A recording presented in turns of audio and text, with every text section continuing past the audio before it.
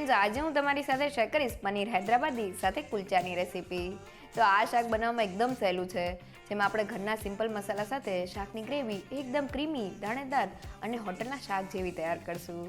અને શાક સાથે ખાવાની મજા આવે તેવા કુલચા આપણે પહેલી જ વારમાં એકદમ રૂ જેવા પોચા અને ફૂલેલા તૈયાર કરશું. જનરલી હોટલ અને રેસ્ટોરન્ટ જેવા શાક ઘરે નથી બનતા હોતા, પણ જો તમે એકવાર આ ટ્રીક સાથે પનીરનું શાક અને કુલચા બનાવશો તો તે સ્વાદમાં એટલા જબરજસ્ત બનશે કે ઘરના બધા વાહ વાહ કરશે. તો ચાલો રેસીપી શરૂ કરીએ. એકદમ હોટલ જેવું શાક બનાવવા માટે પેનમાં 1 ચમચીલું તેલ અને 1 ચમચીલું બટર એડ કરી દઈએ. તમે તેની જગ્યાએ ઘીનો ઉપયોગ પણ કરી શકો છો. હવે મેં વજનમાં ફક્ત 200 ગ્રામ જેટલા પનીરના આ રીતના મીડિયમ સાઇઝના પીસ કરી લીધેલા છે. તેને પેનમાં એડ કરી દઈએ.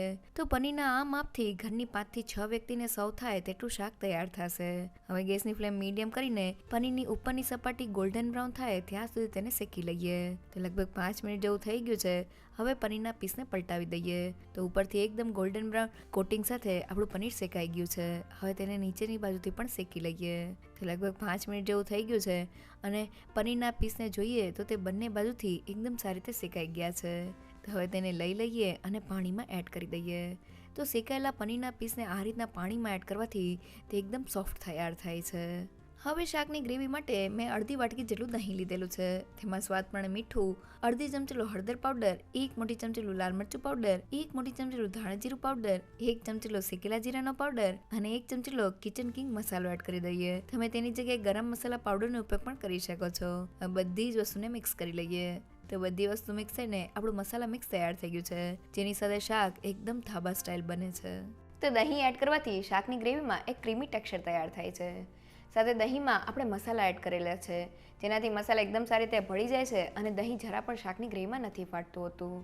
અહીંયા શાકની ગ્રેવી માટે આપણે મોળા દહીંનો ઉપયોગ કરવાનો છે, ખટાશવાળા દહીંનો ઉપયોગ નથી કરવાનો.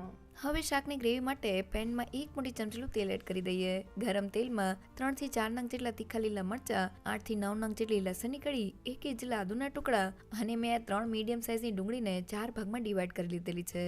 તેને એડ કરીને સારી રીતે સાતળી લઈએ. તો ડુંગળીને સાતળતી વખતે આપણે ગેસની ફ્લેમ હાઈ જ રાખવાની છે.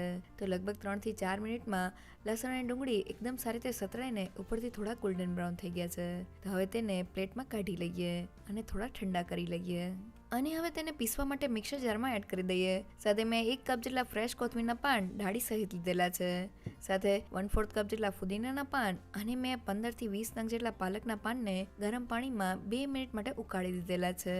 હવે બધી જ વસ્તુને ગ્રાઇન્ડ કરવા માટે થોડું પાણી એડ કરી દઈએ. તો અહીંયા પેસ્ટને ગ્રાઇન્ડ કરતી વખતે આપણે વધુ પડતું પાણી એડ નથી કરવાનું. અને હવે તેને ગ્રાઇન્ડ કરી લઈએ. તો બધી વસ્તુ ગ્રાઇન્ડ થઈને આપણી આ રીતની ગ્રીન પેસ્ટ તૈયાર થઈ ગઈ છે. તો શાકની ગ્રેવી માટે જ્યારે આપણે લસણ અને ડુંગળીને સાતળીએ છીએ ત્યારે તેનો જરા પણ કાચો સ્વાદ નથી આવતો. અને સતળાયેલી આ વસ્તુને જ્યારે આપણે ગ્રાઇન્ડ કરીએ છીએ ત્યારે ગ્રેવી છૂટી નથી રહેતી અને ગ્રેવીમાં એક બાઇન્ડિંગ આવી જાય છે. અહીંયા લસણ અને ડુંગળી સાથે મેં થોડા કોથમીરના પાન, ફુદીના અને પાલકના પાન એડ કરેલા છે, જેનાથી ગ્રેવીનો એકદમ સરસ ગ્રીન કલર આવે છે.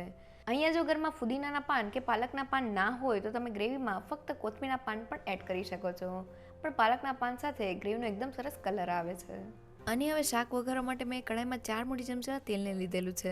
ગરમ તેલમાં 1 ચમચીલું જીરું અને મેં થોડા સૂકા મસાલા લીધેલા છે, જેમાં 1 નંગ જેટલું તમાલપત્ર, 1 ઇંચ જેટલો તજનો ટુકડો, 2 નંગ જેટલી એલચી અને 3 નંગ જેટલા લવિંગ લીધેલા છે.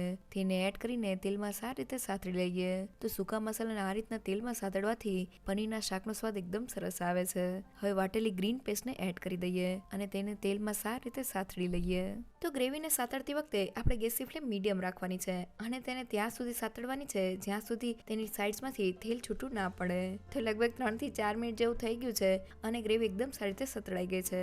ગ્રેવીનું ટેક્સચર આ રીતનું દાણેદાર તૈયાર થયું છે. સાથે તેની સાઇડ્સમાંથી તેલ પણ છૂટું પડી ગયું છે, મીન્સ તે જરા પણ કાચી નથી. તો હવે ગેસની ફ્લેમ બંધ કરીને ગ્રેવીને થોડી ઠંડી કરી લઈએ. તો લગભગ 2 મિનિટમાં ગ્રેવી થોડી ઠંડી થઈ ગઈ છે.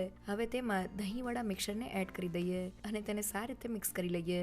તો દહીંવાળા મિક્સરને એડ કરતા પહેલા ગ્રેવીને થોડી ઠંડી કરવાથી દહીં જરા પણ ફાટતું નથી. તો મિક્સર એકદમ સારી રીતે મિક્સ થઈ ગયું છે. હવે તેને પણ તેલમાં સારી રીતે સાતળી લઈએ. તો અહીંયા આપણે દહીંવાળા મિક્સરમાં બધા જ મસાલા એડ કરી દીધેલા છે, એટલે આપણે ઉપરથી કોઈ પણ મસાલા એડ કરવાની જરૂર નથી.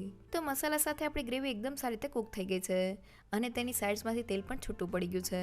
તો હવે ગ્રેવીને પતલી કરવા માટે તેમાં અડધા કપ જેટલું ગરમ પાણી એડ કરી દઈએ અને તેને સારી રીતે મિક્સ કરી લઈએ. તો ઠંડા પાણીની જગ્યાએ ગરમ પાણી એડ કરવાથી શાકની કુકિંગ પ્રોસેસ ચાલુ રહે છે અને મસાલાની ફ્લેવર પણ જળવાઈ રહે છે. હવે ઢાંકણ બંધ કરીને શાકને ધીમા ગેસ પર 5 થી 7 મિનિટ માટે કૂક કરી લઈએ. તો ધીમા ગેસ પર લગભગ 7 મિનિટ જેવું થઈ ગયું છે. હવે ઢાંકણને ખોલી લઈએ. તો ગ્રેવીની ઉપર આ રીતનું તેલ છૂટું પડી ગયું છે અને ગ્રેવીને હલાવીને જોઈએ તો એકદમ દાણેદાર ટેક્સચર સાથે આપણી ગ્રેવી તૈયાર થઈ છે. તો હવે ગ્રેવીને ક્રીમી ટેક્સચર દેવા માટે મેં આ ફક્ત 1/4 કપ અને 4 મોટી ચમચી તાજા દૂધની મલાઈ લીધેલી છે.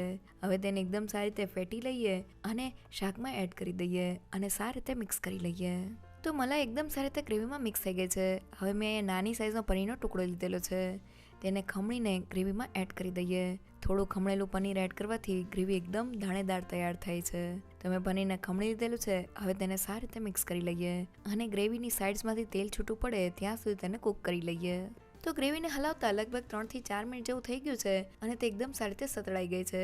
તૈયાર થયેલી ગ્રેવીનું ટેક્સચર તમને બતાવું તો તે આ રીતનું એકદમ ક્રીમી અને દાણેદાર તૈયાર થયું છે, એકદમ હોટલ જેવું. તો હવે સાતળેલા પનીરના પીસને પાણીમાંથી કાઢીને ગ્રેવીમાં એડ કરી દઈએ. થોડું પનીર એકદમ સોફ્ટ તૈયાર થયું છે. હવે તેને ગ્રેવી સાથે સારી રીતે મિક્સ કરી લઈએ. તો પનીર સારી રીતે મિક્સ થઈ ગયું છે. હવે ઢાંકણ બંધ કરીને શાકને ધીમા ગેસ પર ફક્ત 5 મિનિટ માટે કૂક કરી લઈએ, જેથી ગ્રેવી અને મસાલાની બધી જ ફ્લેવર આપણા પનીરમાં આવી જાય. તો લગભગ 5 મિનિટ જેવું થઈ ગયું છે. હવે ઢાંકણને ખોલી લઈએ અને શાકને હલાવીને જોઈએ તો હોટલમાં મળે તેવા શાક જેવી આપણી ક્રીમી અને દાણેદાર ગ્રેવી સાથે શાક તૈયાર થયું છે. તૈયાર થયેલા શાક ઉપર 1 મોટી ચમચી કસૂરી મેથીને હાથેથી ક્રશ કરીને એડ કરી દઈએ. સાથે થોડા કોથમીરના પાન એડ કરીને તેને સારી રીતે મિક્સ કરી લઈએ. અને હવે શાકને હોટલ જેવો દેખાવ દેવા માટે મેં 1 મોટી ચમચી તેલને ગરમ કરી લીધેલું છે.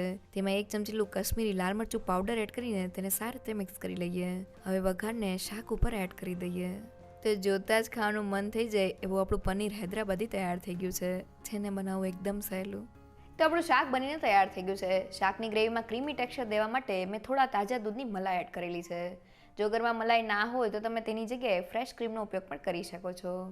અને જો તમારે મલાઈ કે ફ્રેશ ક્રીમ ના એડ કરવું હોય તો તમે તેની જગ્યાએ થોડા કાજુ અને મગજતરીના બીને ગરમ પાણીમાં પલાળી દેજો અને પછી તેને ગ્રાઇન્ડ કરીને શાકમાં એડ કરશો તો શાકનું ટેક્સચર એકદમ ક્રીમી તૈયાર થશે. સાથે શાકમાં આપણે થોડું ખમણેલું પનીર એડ કરેલું છે, જેનાથી શાકની ગ્રેવીમાં એકદમ દાણેદાર ટેક્સચર તૈયાર થાય છે. સાથે શાકમાં આપણે જે પનીર એડ કરેલું છે તેને આપણે થોડા તેલ અને બટરમાં રોસ્ટ કરેલું છે, જેનાથી પનીર ઉપર એક ક્રિસ્પી ટેક્સચર આવે છે. અને પછી આપણે પનીરને થોડી વાર માટે પાણીમાં પલાળી દીધેલું છે, જેનાથી પનીર શાકમાં એકદમ સોફ્ટ લાગે છે. અને તૈયાર થયેલા શાક ઉપર જ્યારે આપણે તડકો એડ કરીએ છીએ ત્યારે શાકનો સ્વાદ 100 ગણો વધી જાય છે. તો શાક સાથે ખાવાની મજા આવે તેવા કુલચા બનાવી લઈએ. હવે કુલચાનો લોટ બાંધવા માટે મેં વાટકીના માપથી મેંદો લીધેલો છે. તો 2 વાટકી જેટલો મેંદો મિક્સિંગ બાઉલમાં એડ કરી દઈએ. હવે કુલચા ઠંડા થયા પછી પણ એકદમ સોફ્ટ લાગે તેના માટે ફક્ત 2 મોટી ચમચી મિલ્ક પાવડર એડ કરી દઈએ. સાથે સ્વાદ પણ મીઠું અને કુલચાના લોટમાં એકદમ સરસ આથો આવે તેના માટે 1 મોટી ચમચી ખાંડ એડ કરી દઈએ. હવે બધી જ વસ્તુને લોટમાં સારી રીતે મિક્સ કરી લઈએ અને લોટના સેન્ટરમાં એક ખાડો કરી લઈએ. હવે મેં અહીંયા 1/4 કપ અને ફક્ત 4 મોટી ચમચી દહીં લીધેલું છે. તેમાં 1 ચમચી ઈનો એડ કરી દઈએ અને તેને સારી રીતે મિક્સ કરી લઈએ. તો તમે જોઈ શકો છો કે ઈનો મિક્સ થયા પછી દહીંનું ટેક્સચર આ રીતનું ફ્રોથી તૈયાર થઈ ગયું છે. તો બધી જ વસ્તુને લોટમાં મિક્સ કરી લઈએ અને હવે થોડું પાણી એડ કરતા જઈને આપણે કુલચા માટેનો સોફ્ટ લોટ બાંધી લઈએ. તો મેં લોટને બાંધી લીધેલો છે અને તે આ રીતનો સોફ્ટ તૈયાર થયો છે. આ રીતનો લોટ બાંધવા માટે મારે ફક્ત અડધા કપ જેટલા પાણીની જરૂર પડેલી છે. તો તૈયાર થયેલા લોટ ઉપર થોડું તેલ એડ કરીને લોટને એકદમ સારી રીતે મસળી લઈએ. તો લોટને મસળવાથી તેમાં એક સ્ટ્રેચીનેસ આવી જાય છે. તો મેં લોટને મસળીને આ રીતનો સ્મૂથ તૈયાર કરી દીધેલો છે. હવે તેની ઉપર થોડું તેલ લગાવી દઈએ અને તેને ઢાંકીને 30 મિનિટ માટેનો રેસ્ટ આપી દઈએ. અને હવે થોડી વાર પછી લોટને જોઈએ તો લોટ એકદમ સારી રીતે ફૂલી ગયો છે અને સારી રીતે સેટ થઈ ગયો છે. તો તેમાંથી મીડિયમ સાઇઝનો લુવો લઈ લઈએ અને હવે તેને વણતા પહેલાં તેને થોડા કોરા લોટથી કોટ કરી લઈએ. તેને પાટલા ઉપર રાખી દઈએ અને થોડો વણી લઈએ. હવે તેની ઉપર થોડા કાળા તલ અને કોથમીરના પાન સ્પ્રિંકલ કરી લઈએ અને હવે તેમાંથી મીડિયમ થીક અને ઓવલ શેપનો કુલચો વણી લઈએ. તમે જોઈ શકો છો કે મેં કુલચાને વણી લીધેલો છે અને તેની થિકનેસ મેં આ રીતની મીડિયમ રાખેલી છે. હવે કુલચાને શેકવા માટે મેં તવાને ગરમ કરી દીધેલો છે. ગરમ તવા પર કુલચાને રાખી દઈએ અને કુલચો એકદમ સારી રીતે ફૂલે તેના માટે તેની સાઈડ્સમાં 2 મોટી ચમચલા પાણીને એડ કરી દઈએ અને તરત જ કુલચાને ઢાંકી દઈએ. સાથે ઢાંકણમાંથી વરાળ ન જાય તેના માટે તેને થોડા લોટથી બંધ કરી દઈએ. હવે શરૂઆતમાં આપણે ગેસની ફ્લેમ હાઈ રાખવાની છે જેથી બધું જ પાણી ફટાફટ વરાળ થઈ જાય. તો મીડિયમ ગેસની ફ્લેમ પર લગભગ 2 થી 3 મિનિટ જેવું થઈ ગયું છે. હવે ઢાંકણને ખોલી લઈએ તો આપણો કુલચો એકદમ સારી રીતે ફૂલી ગયો છે. હવે તેને પલટાવી લઈએ અને કુલચાને શેકવા માટે તેની ઉપર થોડું ઘી લગાવી દઈએ. હવે તેને બીજી બાજુએ પલટાવી દઈએ અને તેની ઉપર ઘી લગાવીને કુલચાને બંને બાજુથી શેકી લઈએ. થોડો કુલચો એકદમ સારી રીતે શેકાઈ ગયો છે. ગરમા ગરમ કુલચાને પ્લેટમાં લઈ લઈએ. તો મેં કુલચાને તૈયાર કરી દીધેલા છે. તૈયાર થયેલા કુલચાને હાથેથી તોડીને જોઈએ તો કુલચાની અંદરની બાજુએ આ રીતની જાળી તૈયાર થઈ છે. મીન્સ તે ખાવામાં એકદમ સોફ્ટ અને રૂ જેવા પોચા તૈયાર થયા છે. એકવાર જરૂરથી ટ્રાય કરજો. થોડા કુલચા બનીને તૈયાર થઈ ગયા છે. કુલચાના લોટમાં થોડો ઈનો એડ કરવાથી કુલચા એકદમ ફૂલેલા અને ખાવામાં સોફ્ટ તૈયાર થાય છે. અહીંયા જો તમારે ઈનો એડ ના કરવો હોય તો તમે તેની જગ્યાએ 1/4 ટીસ્પૂન જેટલો બેકિંગ સોડા અને 1 ચમચી જેટલો બેકિંગ પાવડર પણ એડ કરી શકો છો. પણ ઈનો બધાના જ ઘરમાં અવેલેબલ હોય છે. સાથે આપણે કુલચાના લોટને એકદમ સોફ્ટ બાંધવાનો છે અને બંધાયેલા લોટને થોડી વાર માટે મસળી લેવાથી લોટમાં એક સ્ટ્રેચીનેસ આવી જાય છે. સાથે કુલચાને તવા ઉપર શેકતી વખતે આપણે શરૂઆતમાં ગેસની ફ્લેમ હાઈ રાખવાની છે અને તવાની સાઈડમાં પાણી એડ કરવાનું છે અને તરત જ તેને ઢાંકી દેવાનું છે જેથી પાણીમાંથી એક વરાળ જનરેટ થાય અને આપણા કુલચા એકદમ ફૂલેલા તૈયાર થાય. અને એકવાર પાણીની વરાળ થઈ જાય એટલે આપણે ગેસની ફ્લેમ મીડિયમ કરીને કુલચાને શેકી લેવાના છે. તો હવે કુલચા સાથે પનીર હૈદરાબાદીને સર્વ કરી લઈએ.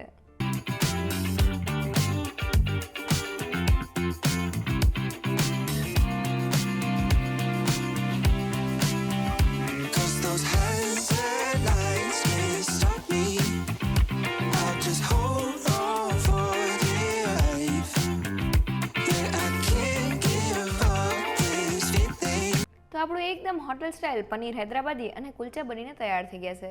પનીર હૈદરાબાદી બનાવતી વખતે બસ તમારે અમુક વાતનું ધ્યાન રાખવાનું છે.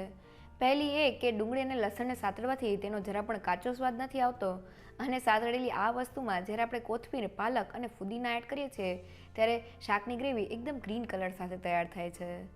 સાથે શાકની ગ્રેવીને સાતળતી વખતે તેમાં થોડું દહીં એડ કરવાથી તેનો એકદમ ક્રીમી ટેક્સચર તૈયાર થાય છે. અને શાકમાં આપણે જ્યારે થોડી તાજી મલાઈ અને પનીરને ખમણીને એડ કરીએ છીએ ત્યારે ગ્રેવી એકદમ દાણેદાર ટેક્સચર સાથે તૈયાર થાય છે. સાથે કુલચા બનાવતી વખતે લોટમાં થોડો ઈનો એડ કરવાથી કુલચા એકદમ ફૂલેલા અને ખાવામાં સોફ્ટ તૈયાર થાય છે. અને કુલચાને શેકતી વખતે શરૂઆતમાં ગેસની ફ્લેમ હાઈ રાખવાની છે અને તેની સાઈડ્સમાં થોડું પાણી એડ કરવાથી પાણીની વરાળે કુલચા એકદમ ફૂલેલા તૈયાર થાય છે. જો તમને મારી આજની રેસીપી ગમી હોય તો મને કમેન્ટ સેક્શનમાં જરૂરથી કહેજો. સાથે મારા વિડીયોને લાઇક અને ફ્રેન્ડ્સ અને ફેમિલીમાં શેર કરજો અને મારી ચેનલને સબસ્ક્રાઈબ કરવાનું ના ભૂલશો. તો ફરી મળીએ એક નવી રેસીપી સાથે.